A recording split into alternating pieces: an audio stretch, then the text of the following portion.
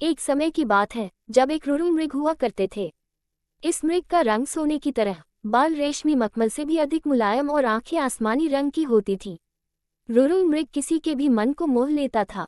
यह मृग अधिक सुंदर और विवेकशील था और मनुष्य की तरह बात कर सकता था। रुरु मृग अच्छी तरह जानता था कि मनुष्य एक लोभी प्राणी है, फिर भी वह मनुष्य के प्रति करुणा भाव रखता था। एक दिन रुरु मृग जंगल में सैर कर रहा था, लेकिन तभी वह किसी मनुष्य के चिल्लाने की आवाज़ सुनता है। जब वह मौके पर पहुंचता है तो उसे नदी की धारा में एक आदमी बहता हुआ नजर आता है। ये देखकर मृग उसे बचाने के लिए नदी में कूद पड़ता है और डूबते व्यक्ति को उसके पैर पकड़ने की सलाह देता है, लेकिन वह व्यक्ति उसके पैर पकड़कर मृग के ऊपर ही बैठ जाता है। अगर मृग चाहता तो उसे गिराकर पानी से बाहर आ सकता था, लेकिन उसने ऐसा नहीं किया। वह स्वयं तकलीफ सहकर उस व्यक्ति को किनारे तक ले आता है। बाहर आते ही व्यक्ति मृग को धन्यवाद कहता है, तो इस पर मृग कहता है, अगर तुम मुझे सच में धन्यवाद करना चाहते हो तो किसी को यह मत बताना कि तुम्हें एक स्वर्ण मृग ने डूबने से बताया है। मृग ने उसे कहा, अगर मनुष्य मेरे बारे में जानेंगे तो वे मेरा शिकार करने की कोशिश करेंगे। ये कहकर रुरु मृग जंगल में चला जाता है। कुछ समय बाद उस राज्य की रानी एक सपना देखती है जिसमें उसे रुरु मृग दिखाई देता है।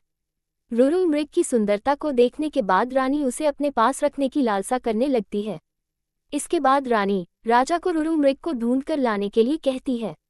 राजा बिना देरी किए नगर में ढिंढोरा पिटवा देता है कि जो कोई भी रुरु मृग को ढूंढने में मदद करेगा उसे एक गांव और 10 सुंदर युवतियां इनाम में दी जाएंगी। राजा की यह सूचना उस व्यक्ति तक भी पहुंचती है जिसे मृग ने बचाया था। वह व्यक्ति बिना समय गंवाए राजा के दरबार में पहुंच जाता है और रुरु मृग के बारे में राजा को बताता है। राजा और सिपाही सहित वह व्यक्ति जंगल की ओर चल पड़ता है। जंगल में पहुंचने के बाद राजा के सिपाही मृग के निवास स्थान को चारों तरफ से घेर लेते हैं। जब राजा मृग को देखता है तो खुशी से फूले नहीं समाता, क्योंकि वह मृग बिल्कुल वैसा ही था जैसा रानी ने बताया था।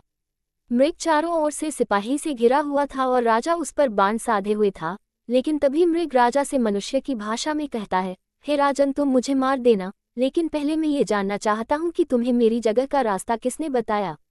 इस पर राज ने उस व्यक्ति की ओर इशारा किया जिसकी जान मृग ने बचाई थी। उस व्यक्ति को देखकर मृग कहता है, निकाल लो लकड़ी के कुंदे को पानी से, न निकालना कभी एक अकृतज्ञ इंसान को। जब राजा ने मृग से इन शब्दों का मतलब पूछा तो मृग ने बताया कि उसने इस व्यक्ति को डूबने से बचाया था। मृग की बातें सुनकर राजा के अंदर की इंसानियत जाग गई। उसे खुद पर शर्माने लगी और क्रोध में उस व्यक्ति की ओर तीर का निशान कर दिया। ये देखकर मृग ने राजा से उस व्यक्ति को न मारने की प्रार्थना की। मृग की दया भावना देखकर राजा ने उसे अपने राज्य में आने का निमंत्रण दिया।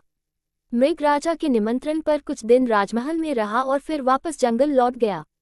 कहानी से सीख। इस कहानी से हमें ये सीख मिलती है कि हमें किसी का एहसान कभी नहीं भूलना चाहिए, चाहे वह इंसान हो या जानवर।